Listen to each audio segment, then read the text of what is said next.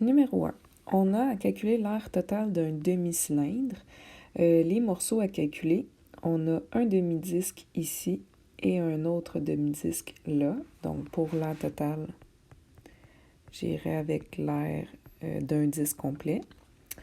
L'aire latérale n'est pas complète. On en a juste la moitié.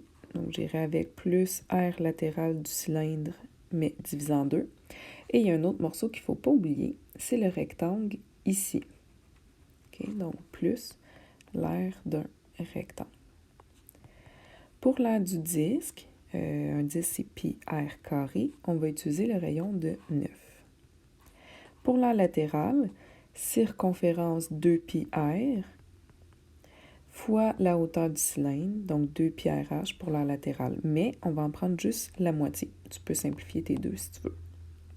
Pour le rectangle, la base du rectangle, c'est un rayon plus un autre rayon, donc le diamètre qui va être de 18 diamètre, et la hauteur du rectangle, c'est la hauteur du cylindre. Donc, j'irai avec D fois H.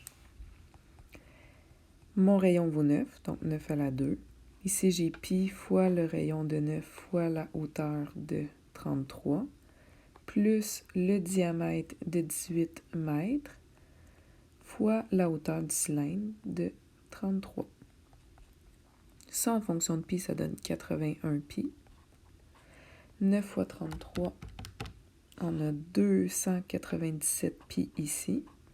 Et 18 fois 33, ben oui, non. Qui donne 594. Ces deux termes-là pourraient être additionnés ou simplifiés comme des termes semblables, parce que les deux sont en fonction de pi. Mais la seule réponse précise qu'on pourrait avoir aurait la forme d'une espèce de binôme. Ce serait 278 pi pour ces deux termes-là ensemble, mais lui, c'est pas un terme en pi, donc je peux pas l'additionner. Donc, ça va être plus intéressant d'aller trouver l'approximation. Donc, 378 fois pi plus 594, si on arrondit au centième, ça donne 1781,52. Cette étape-là était vraiment facultative. Sur ta calculatrice, tu pourrais faire 81 pi plus 297 pi plus 594. Attention, un rectangle, c'est pas courbe, donc il n'y a pas de terme en pi ici. Puis, oublie pas de mettre tes unités de mesure.